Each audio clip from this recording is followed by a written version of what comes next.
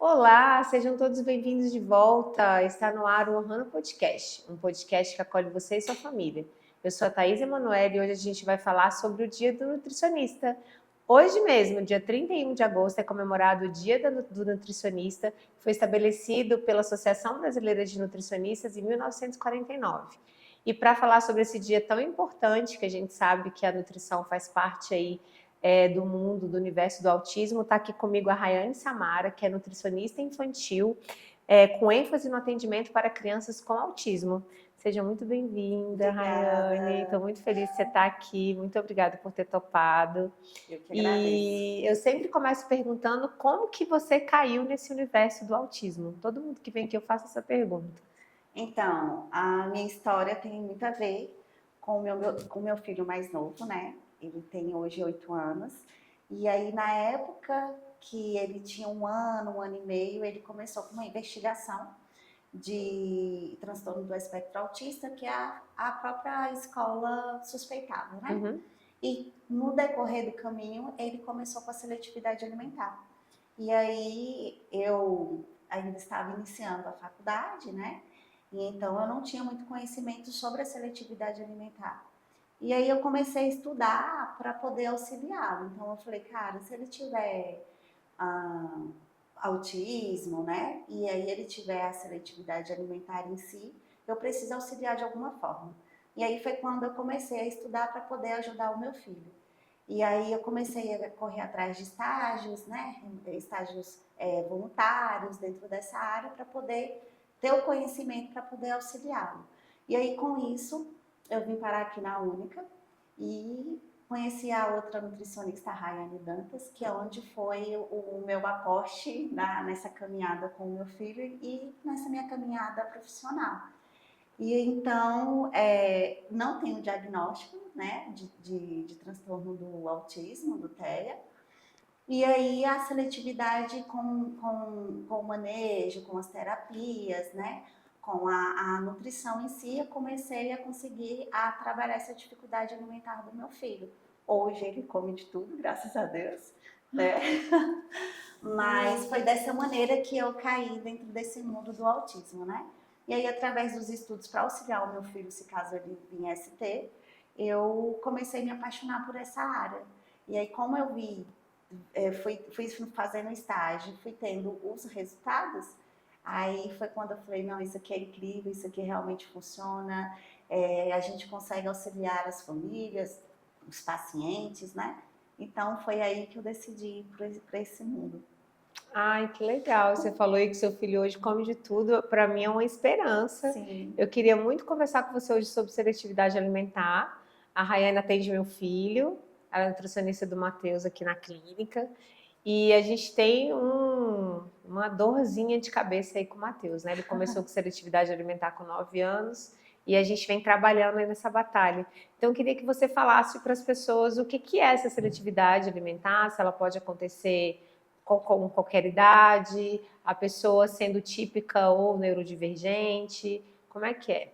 Isso, a seletividade alimentar, ela pode acontecer com qualquer pessoa, com qualquer criança, né? E até então, não somente no transtorno do espectro autismo. Claro que as crianças com transtorno do espectro autista têm uma possibilidade maior de vir ter essa seletividade alimentar por conta de alterações sensoriais, né? A rigidez cognitiva, enfim. Então, a seletividade alimentar é quando começa a selecionar os alimentos, né? Ficam muito restritos à alimentação dessas crianças. Então, eles começam a padronizar esses alimentos por cores, por texturas, né? Então, tem criança que tem uma preferência por texturas mais secas, crocantes. Então, quando eles começam a restringir muitos desses alimentos, eles começam a entrar nessa seletividade alimentar.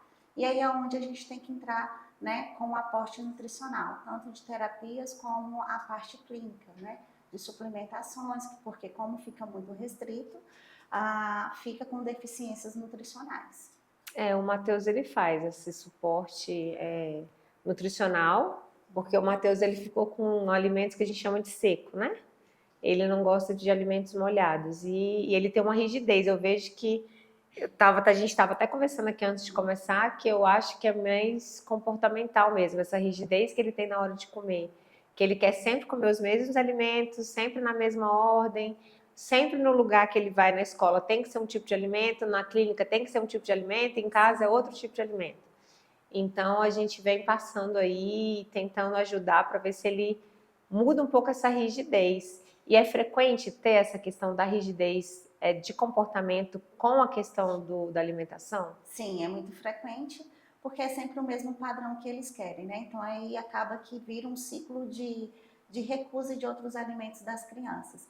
Então elas sempre querem os mesmos alimentos, com as mesmas texturas, as mesmas características, né? Então acaba que entra essa rigidez cognitiva aí também. Muito legal. E a gente comemora hoje o dia, parabéns. Obrigada. Pelo seu dia da nutricionista hoje. E eu queria que você falasse um pouquinho sobre a importância dessa data.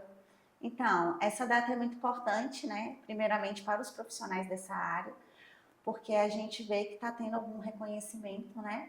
E são profissionais que realmente atuam na parte da alimentação, que querem uma qualidade de vida, de bem-estar, de saúde para os seus pacientes através da alimentação, né?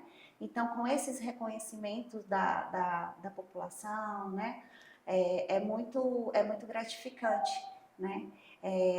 A população começa a ver o profissional assim de uma forma com um olhar diferente, né? Começa a surgir a valorização do profissional dessa área. Então, é uma área muito abrangente, é uma área que dá para atuar tanto como na área hospitalar, como na área clínica, na área de UAM, que nesse caso são os restaurantes. Então, é uma área muito ampla que consegue trabalhar assim em conjunto com outros profissionais da área da saúde, né? E sabemos que a nutrição em si é a base ali, né, do ser humano. Então, quando a gente tem um profissional que pode auxiliar, que pode nos guiar, acaba que facilita, né, o desenvolvimento do ser humano em si. O Matheus, quando foi diagnosticado, a princípio não tinha nutrição na época, isso 10 anos atrás, mas depois eu vi que veio crescendo, né? Sim. E a importância mesmo porque a nutrição ela trabalha com as outras áreas, né? Dessa equipe multidisciplinar que faz o atendimento para os autistas, né? Sim. Então dá para você trabalhar a questão de comportamento, por exemplo, na nutrição. Dá. Questão de ajudar a fono, por exemplo, na nutrição. É. A terapia ocupacional também. Você poderia falar um pouquinho como é que você faz esse trabalho com as meninas, com a TO, com a psicopedagogia, como é que é feito com a nutrição esse trabalho? Então, não tem como separar, né? A nutrição da fono, da TO, acaba que trabalha em conjunto. Por quê? Porque a TO trabalha dificuldades sensoriais, dificuldades motoras, né? A fono trabalha com a questão da mastigação, da deglutição, que acaba que interfere também nessa parte alimentar dos pacientes. Então, o que acontece? Se tem uma criança que tem dificuldade numa deglutição, numa mastigação, ela vai ter preferência por determinados alimentos, que aí é onde entra também a nutrição. Então, não tem como a gente separar, sempre tem que estar ali em conjunto, né? A nutrição não faz milagre sozinho, a fono também não, e aí a gente precisa estar trabalhando em conjunto. Então, aqui a gente trabalha com as terapias, né, alimentares, e aí também tem a parte clínica, onde a gente entra com esse olhar mais diferenciado, né, da alimentação, e entra em conjunto com a fono. Então, se é uma criança que tem uma dificuldade de mastigação, eu peço para sinalizar a fono, para saber como que a gente pode estar trabalhando em conjunto, né? A mesma coisa com texturas, então eu peço para sinalizar a terapeuta ocupacional, olha, o que a gente pode estar trabalhando, como que a gente pode estar trabalhando com esse paciente, né? Para a gente poder trabalhar em conjunto e evoluir nessa alimentação, porque acaba que interfere sim. E como que a nutrição pode melhorar a qualidade de vida das pessoas? Eu sei, gente, que todo mundo que foi no endocrinologista um dia na vida, o endócrino vai te passar uma nutricionista. Vai. E eu queria saber como é que isso impacta na qualidade de vida mesmo, porque a gente escuta muito que você é o que você come, né? A gente já escutei muito isso. E, de fato, você ter uma alimentação mais saudável, balanceada, isso impacta aí na sua disposição, né, na sua maneira de conseguir fazer as coisas. Então, como é que a nutrição aí ajuda as pessoas aí a melhorar e a ter uma vida cada vez melhor? Sim. Então, a nutrição, primeiramente o nutricionista ele vai, né, começar a fazer uma educação nutricional com esses pacientes para que eles entendam a importância da boa alimentação, né? Então, quando o paciente ele tem uma alimentação equilibrada, uma alimentação saudável, vamos dizer assim, ele consegue ter uma qualidade de vida melhor, né? Tanto na parte motora, na parte de cognição, porque também interfere. Então, é um conjunto de benefícios, né? E quando o paciente não se tem aquela alimentação adequada, né? Então, impacta na qualidade de vida, porque aí vem doenças, né? Aparecem doenças, não tem tanta disposição, então vem acarretando vários problemas. Então, eu acho que o início de tudo ali é uma educação nutricional para ter da ciência para o paciente, da qualidade de vida que ele vai ter, né, dos benefícios que essa alimentação traz, para depois a gente começar a trabalhar em si, dentro da alimentação, dos alimentos, né, fazer uma dieta adequada para aquele paciente. E esse eu acho muito difícil, gente. Eu tento ter uma alimentação equilibrada, mas eu acho muito difícil a gente conseguir manter essa alimentação. Eu queria que você me desse uma dica, assim, ou para as pessoas que estão assistindo, para que a gente conseguisse manter, acho que é constância. Porque às vezes começa a fazer, ele começa a alimentar bem uma semana e na semana que vem já ficou com preguiça ou já comprou uma coisa no mercado pronta que é mais prático e aí você acaba fugindo dessa dieta aí. Não dieta para emagrecer, dieta no sentido de você se alimentar bem com coisas mais saudáveis. Você tem alguma dica para que se mantenha essa constância? Porque eu queria muito conseguir manter uma constância de alimentação saudável. Então, essa constância a gente vai adquirindo no dia a dia, né? Então, é como se fosse estudar. Se você não estudar todos os dias ali por um determinado tempo, a gente não vai conseguindo adquirir esse costume, né? Então, a constância ali do dia a dia faz toda a diferença porque você vai começando a criar hábitos, né? Agora, eu sou do tipo da nutricionista que eu não sou terrorista. Então, por exemplo, Rai, eu posso sair com a minha família para comer uma pizza? Sim, pode. Se você está comendo adequadamente durante a semana, por que não você sair com sua família para ter esse momento, né? E logo em seguida você começar novamente com uma boa alimentação. Então, eu acho que tudo que é muito restrito, ele dura por pouco tempo, né? Uhum. O prazo de tempo é curto. Então, eu acho que não precisa fazer esse terrorismo de que, se eu comi bem hoje, eu não vou mais seguir. Não, hoje eu não fui bem, mas amanhã eu posso voltar, né? Eu posso tentar fazer meios com que facilite mesmo essa alimentação. Então, deixar alimentos prontos, marmitinhas, né? Comprar frutas que ficam fáceis de carregar. Então, a gente tem que começar a adequar o nosso dia a dia dentro da alimentação, né? Se organizar, Se né? organizar. Eu acho que eu preciso me organizar. Porque vira e mexe eu caio numa coisa pronta, enfim. Não, e se você cair, tudo bem, né? Agora tem que ter essa ciência de que, eu caí hoje, mas amanhã eu posso estar voltando à minha alimentação, tentar novamente. E para as pessoas com autismo, no caso do meu filho, que tem uma seletividade alimentar, eu não diria que severa, ele já está melhorando, ele tem uma rigidez, mas ele já consegue aceitar bastantes alimentos, então a gente está caminhando aí para que cada vez mais ele aceite mais alimentos. Mas quais são as principais abordagens nutricionais para apoiar o desenvolvimento e bem-estar desses pacientes que têm essa seletividade alimentar?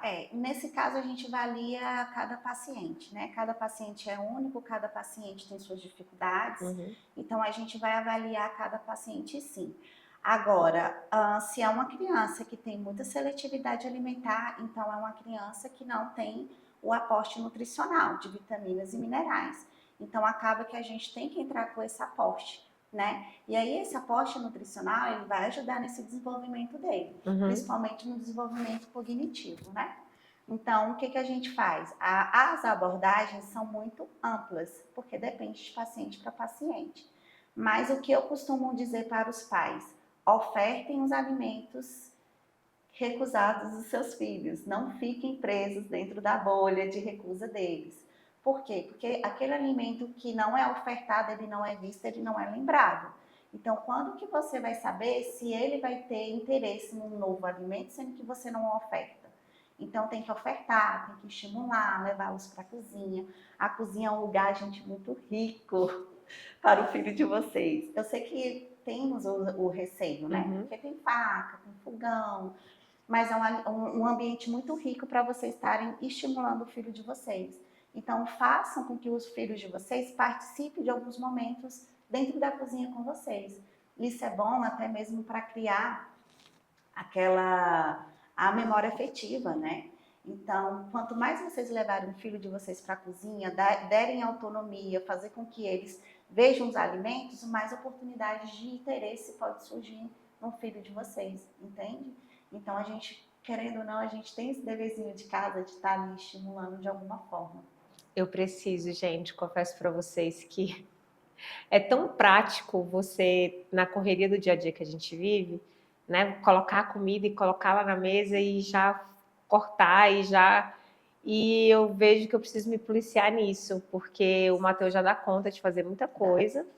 Você acabou de me dizer que ele dá conta de fazer várias coisas e que eu continuo fazendo para ele por uma questão mais de praticidade, mas se a gente não deixar fazer, ele vai ficar ali no comodismo de falar, né? Minha mãe faz para mim, é que nem, e isso nem eu acho que nem para pessoas com autismo, acho que qualquer pessoa, até típica, se tem alguém ali para te servir, para colocar comida para você, você vai ficar, né? Tipo, esperando, né? Espero aqui que tá, daqui a pouco vem, né? E aí eu acho que é uma prática mesmo fazer esse exercício de deixar tentar, vai bagunçar um pouco, mas enfim, é de deixar eles tentarem, para senão como é que ele vai aprender? Eu preciso fazer muito isso, porque eu coloco comida para o Matheus. E até hoje. Assim, por mais que fazem bagunça, é uma bagunça gostosa, porque vocês vão ver que eles vão estar ali, né? Se estimulando e tudo. As caras que eles fazem também é divertida, você acaba que se diverte. Então, torna aquele ambiente ali mais agradável para eles, né? Então, assim, essa questão do comodismo e da nossa rotina, né? Que é corrida, o que eu falo para os pais? Levem eles aos finais de semana, quando você estiver em casa, né? Faz um suco ali rápido, não precisa pedir para experimentar, para tomar, mas ele está tendo aquele momento ali com o alimento, né? Então, se a gente cada vez mais aproximar as crianças desses alimentos, mais oportunidade nós estamos dando para eles poderem ter interesse de experimentar novas coisas, né? Senão a gente sempre vai ficar preso ali, sempre no mesmo alimento, e aí a gente não consegue avançar nessa alimentação. E qual é o desafio que você acha, assim, os maiores desafios de implementar uma dieta para pessoas neurodivergentes? É os pais? São os pais. São os pais, não, são os pais, porque, gente, vergonha aqui, vergonha, passando vergonha. Mas, assim, eu acho bem difícil, então, por isso que eu fiz essa pergunta. Não são os pais. A gente primeiro tem que entender o contexto de cada família, né? De cada família, de cada paciente. E aí tem muitos pais acabam errando porque não tem a informação, né? Então, assim, eu falo que a culpa não é dos pais, desde que eles não tinham a informação. Agora, a partir do momento que tem a informação e permanece no erro, aí os pais sim têm alguma culpinha aí. Mas, assim, as maiores dificuldades, assim, não digo a dificuldade, mas os maiores desafios são entender mesmo cada dificuldade de cada paciente, né? Porque tem paciente que tem dificuldade em tocar no alimento e já tem paciente que não tem paciente que já tem uma aceitação melhor para experimentar. Então, eu preciso conhecer o paciente, conhecer a família, o contexto que a criança está inserido. Então, esse é o maior desafio. Por quê? Porque, às vezes, o cuidador acaba omitindo muitas informações, né? Então, com isso, dificulta um pouquinho o nosso trabalho, faz com que seja um pouquinho mais delicado.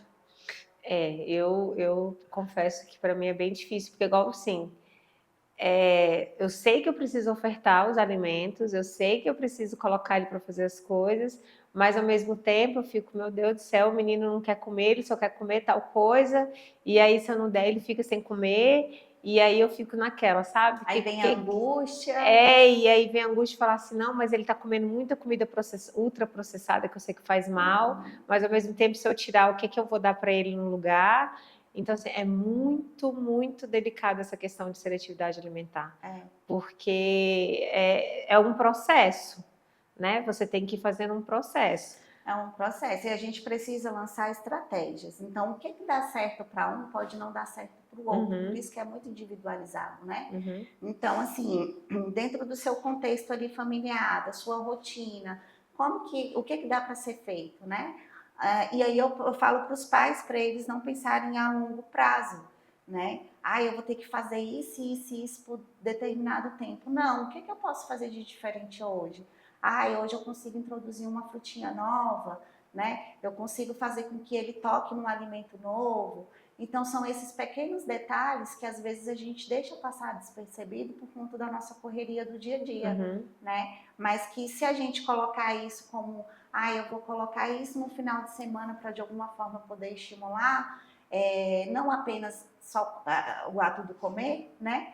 Mas estimular de alguma maneira com que ele aceite um novo alimento no mesmo espaço, no mesmo ambiente, então eu já estou fazendo algo, né? Então a gente não pode pensar assim, o meu dia é corrido e o que eu vou fazer todos os dias? Todos os dias vai ser uma luta com ele, porque se torna uma luta, né? Então a gente não pode pensar nisso, a gente tem que pensar, o que eu posso fazer hoje de diferente? Uma coisa que você faz de diferente hoje com ele já está estimulando em algo, né? E aí acrescenta muito na vida deles. Então, a gente não pode pensar a grande prazo, senão a gente acaba desistindo. Esse que é o problema. A gente quer pensar que já vai resolver e aí acho que a palavrinha-chave é ter paciência, né? Paciência. De ir aos pouquinhos, todo dia faz ali um pouquinho de uma coisa e vai fazendo. E aí é isso que eu preciso, gente, quem tá me assistindo. De ter paciência, mas às vezes eu fico, assim, desesperador, porque assim, eu não paro mesmo, assim, para pensar, o Matheus come mal, ele come mal, né? Ele poderia comer muito melhor.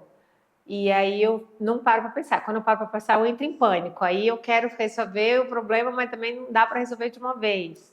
Então, acho que de conscientizar, que nem que você falou, tem que ser aos poucos, uma coisinha todo dia, de cada vez, aos pouquinhos, para ver se vai melhorando, né? Porque fazer tudo de uma vez não dá certo. Mas é angustiante. É angustiante. Nas terapias eu ouço muitos pais falarem, meu filho só tá ali brincando, né? Brincando com o alimento. Mas não é estar brincando com o alimento, ele está sendo estimulado, né? E aí as terapias, eles gostam muito, eu escuto muito relato de pais falando, olha, meu filho só come aqui com você. Meu filho em casa, ele não aceita. Eu oferto o mesmo alimento para ele, mas ele não aceita e aqui ele come. Por quê? Porque aqui se torna um ambiente mais lúdico, sem pressão, né? Então faz com que eles sintam mais interesse pelo alimento. E se vocês começarem a ter essa ideia e levar para casa de vocês, para que vocês possam estimular, vai ser mais leve, né? Então tira essa coisa de que eu preciso estimular, eu preciso como se fosse uma obrigação, entende? Tem que ser algo mais prazeroso, algo de, vamos brincar, vamos fazer um suco para a mamãe? Você me ajuda? Né? E aí vai lá, faz, olha, parabéns. E aí, o seu suco, eles são muito curiosos, então o seu suco, você acha que ficou azedo, você acha que ficou doce, vai trazendo a curiosidade da criança para aquele alimento, né? Não quer experimentar? Tudo bem, a mamãe experimenta, dê segurança para eles. Então, nesse momento ali de um suco, que é uns 5 minutos, vamos dizer, você já estimulou em alguma coisa, né? E aí vocês acham que quando a gente pede para estimular é algo muito, muito pesado, sabe? De estar ali em cima. E às vezes não, é ali no momento São coisas mais simples. São coisas mais simples. E o Matheus, ele tem suplementação alimentar, ele precisa dessa suplementação de vitaminas, porque, como eu falei, ele come mal, gente. E eu queria saber da importância, de quando é necessário, quando que é importante suplementar. Eu sei que é individual, que você falou, cada caso é um caso, mas que quando que chega no ponto de falar, não, aquela criança precisa de ser suplementada. Quando eu vou suplementar a criança, tem, né, eu peço alguns exames, vejo como é que a criança é, faço a anamnese dele, e aí, se caso for necessário, eu entro com a suplementação que é necessária. A suplementação ela é muito importante para crianças seletivas, crianças com TEA, porque ajuda muito na parte da cognição, da desinflamação, do intestino, né? Então, a gente sempre tem que estar atento a essa questão da suplementação. Quando eu passo a suplementação para os pais, eu passo por um determinado momento. E eu falo para eles de que eu estou suplementando, mas eu quero algum ganho também na alimentação. Porque eu não quero ficar preso somente nos suplementos. Eu quero avançar nessa alimentação dessa criança para que ele amplie o repertório alimentar e passe a comer melhor. E que a gente possa conseguir essas vitaminas, esses minerais através da alimentação. Então, assim, a suplementação é individualizada, né? Depende de cada paciente. E é necessário sempre a gente estar tendo esse acompanhamento, porque interfere na vida social da criança, né? Na vida cognitiva. A criança começa, quando a gente entra com a suplementação adequada, ela começa a ter mais foco, mais concentração, menos irritabilidade. Então, é muito importante fazer esse acompanhamento nutricional com as crianças e também com os adultos, né? Mas as crianças em si, assim, para essa parte de desenvolvimento deles, né, é muito importante. Eu ia te perguntar isso, para os adultos também é importante fazer? Porque eu sou uma pessoa que eu faço suplementação, gente. Vitamina D. Eu acho que a população, na maioria, está com deficiência de vitamina D, ferro. E aí, ferro, assim, quando eu começo a me sentir muito cansada, eu falo, nossa, eu não tô dando conta de fazer nada. Eu falo, vou na médica, eu peço exame, ferro tá baixo. Isso. E aí eu queria saber se você desse dicas também de que alimentos que eu poderia estar consumindo, porque eu sou mãe do Matheus, né? Eu também tenho uma seletividade alimentar. Não tão severa quanto a dele, eu consigo comer verdura, eu consigo comer uma maior quantidade de fruta. Eu não gosto de fruta nenhuma. O Matheus ainda gosta, eu não gosto. Eu como por obrigação. A gente fala assim, não, eu vou comer uma fruta porque eu sei que é importante. Mas eu não gosto. Mas eu como, tá? Ó, não briga comigo, não. Eu como. Pelo menos tá comendo. Mas aí a gente acaba tendo essa deficiência de vitaminas, enfim. Qual dica que você daria, quais alimentos que a gente necessita mesmo, assim, para que a gente não fique com deficiência? Vitamina D é sol, né? Mas assim, mas eu já vi que se você tomar muito sol, faz o efeito contrário. Como é que é essa questão da vitamina D, gente? Eu fico confusa. A vitamina D é o sol, né? Depende, assim, se você ficar o dia todo dia debaixo do sol, né? Vai fazer mal. Mas assim, a gente precisa sim da vitamina D, ajuda muito na saúde mental. Então a gente precisa tomar sol. Como a população hoje em dia, ela tá carente de vitamina C ou de vitamina D por conta da rotina, né? Então é trabalho, por exemplo, as crianças que fazem terapia de manhã, escola à tarde, então não tem esse... Não toma sol, né? Não toma sol. Então a gente precisa suplementar com a vitamina D, né? E as vitaminas e minerais é a alimentação colorida que a gente fala, né? Verduras, legumes, vegetais, né? Os grãos, as fibras. Então, é necessário que a gente coma um pouquinho de cada, né? E aí, o ferro, muitos verdes escuros, né? Brócolis, couve. Isso eu gosto. Então, assim, a gente precisa estar tendo esse acompanhamento, né? De nutricional mesmo, para a gente ver como é que tá essa questão de níveis de vitaminas e minerais. E faz toda a diferença, como você falou, o ferro. Quando o seu ferro tá baixo, você já fica mais desanimada, né? Então, é bom tanto para as crianças como para os adultos. É necessário ter esse acompanhamento, né?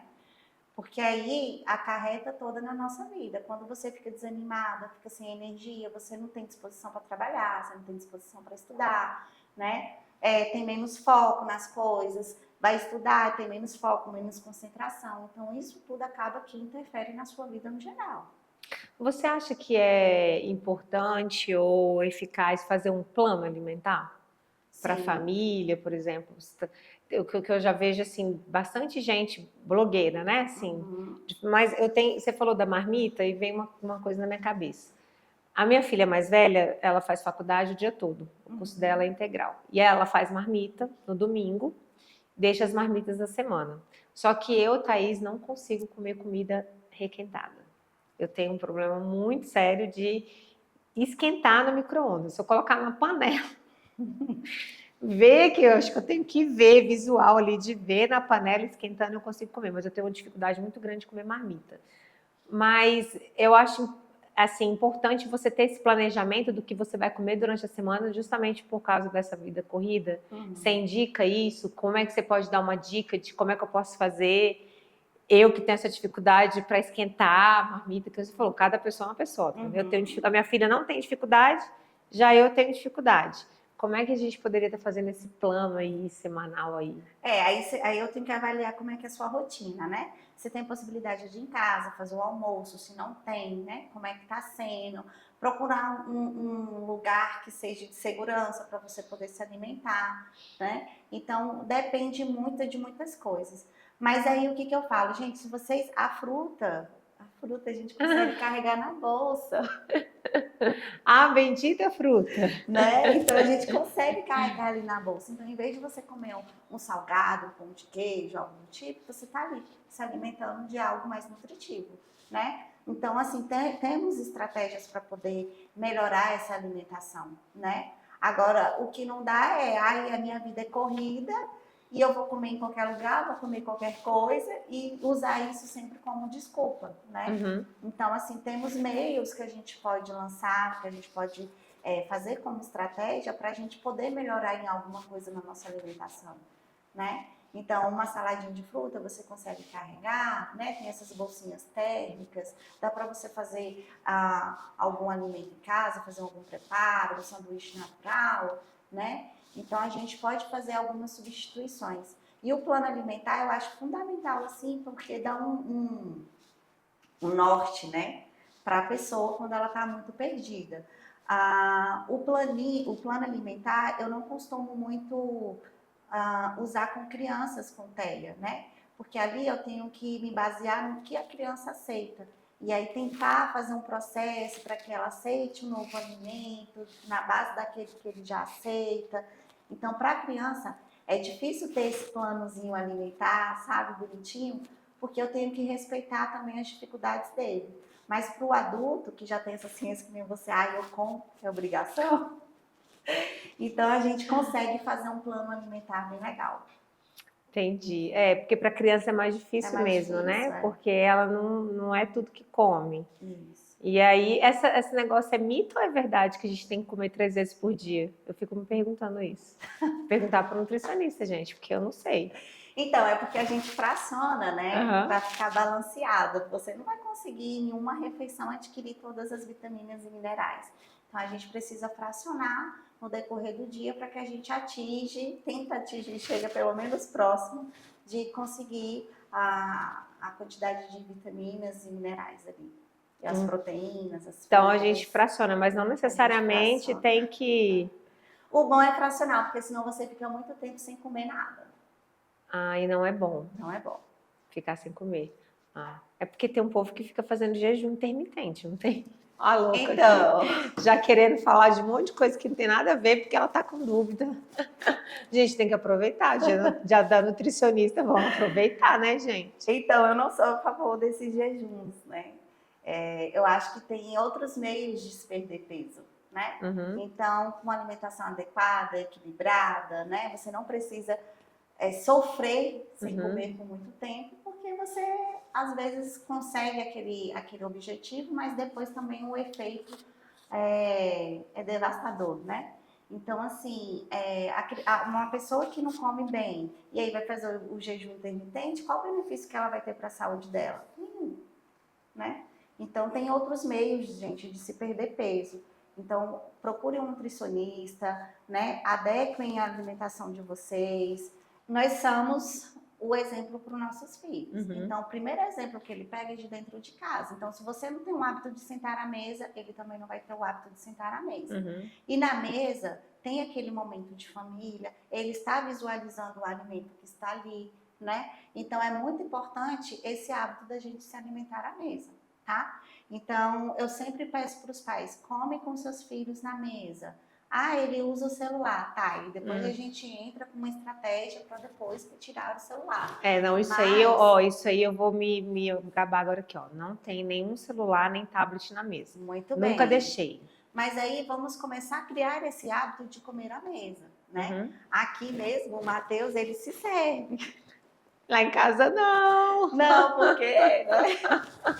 Mas assim, aqui ele se serve, eu apresento o alimento. Olha, Matheus, hoje nós vamos fazer uma tostinha de cenoura. Então aqui temos a cenoura, aqui temos a farinha. Apresente o alimento para os filhos de vocês, né? Então na hora da refeição, por mais que ele só come arroz e batata frita, apresente para ele, olha, Matheus, tudo bem, você quer o arroz e a batata frita, mas aqui nós temos hoje na mesa o feijão, temos a cenoura, temos a batata.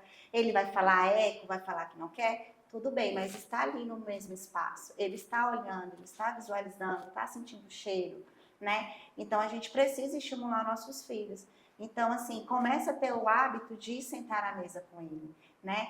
Olha, Matheus, está na hora do almoço, vamos colocar a mesa? Então você pode levar a salada para a mamãe. Aí ele vai lá, leva, joga e sai, né? Que joga rapidinho e sai. Então é isso que a gente tem que começar a estimular isso neles, né? A autonomia também. Olha, você come arroz e batata. Então vamos lá se servir? Deixa que ele mesmo tenha autonomia de se servir. Então isso tudo auxilia no processo da alimentação.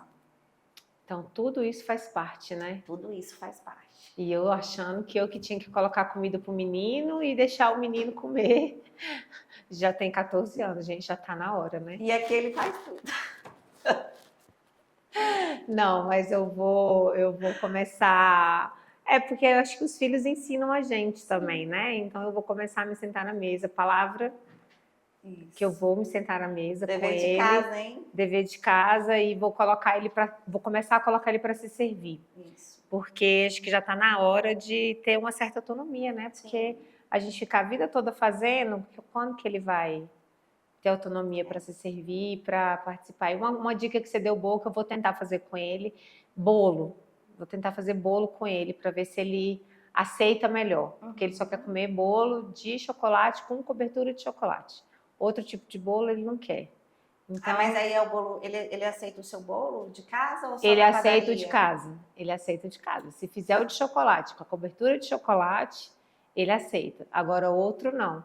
Tentar fazer, incluir ele, fazer, para ver se ele, pelo menos, queira, né, experimentar ou ofertar. Eu acho que essa questão que você falou também de colocar os alimentos na mesa e ele tá vendo ali, pode ser uma prática que faça ele aceitar. E começa a fazer o processo do bolo, que aí depois a gente muda a qualidade desse bolo, né?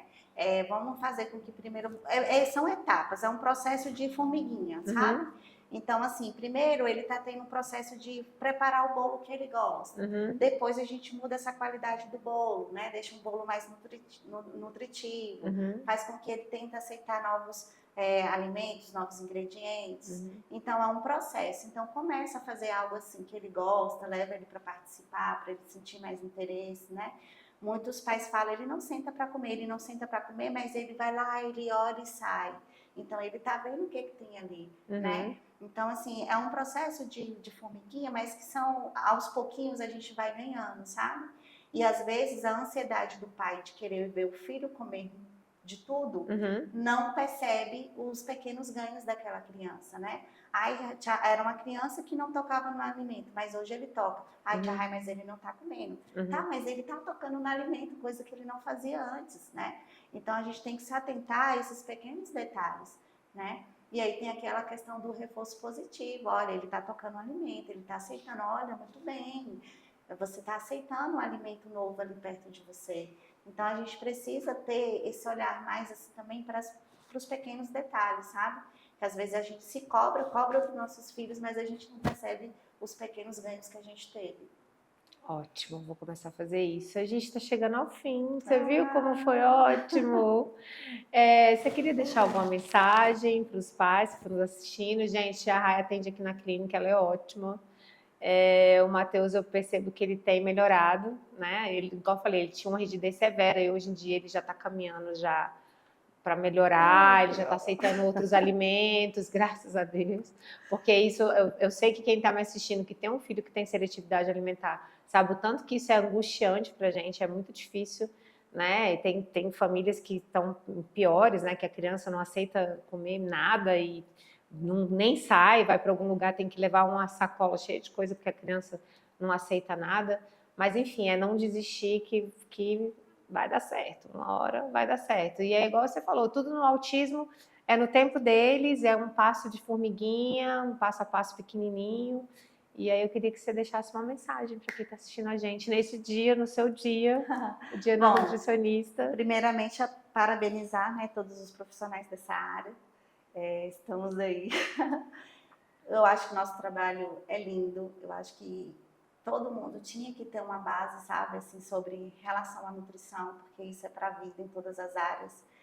E aos papais aí que têm os filhos com seletividade alimentar, neofobias, né, não desistir, colocar na cabeça de vocês de que vocês estão dando o melhor de vocês a cada dia e que a alimentação é fundamental para os nossos filhos e que a gente precisa, sim, ter um acompanhamento nutricional, né? Então, procure um profissional, se atualizem, os profissionais da área da saúde e da nutrição, que vocês se dediquem, né? Porque a gente acaba que interfere, sim, na vida dos nossos pacientes. Então, deem o seu melhor, procure cada dia mais estarem atualizados com os nossos estudos, né? Então, assim, essa é a mensagem que eu deixo para vocês.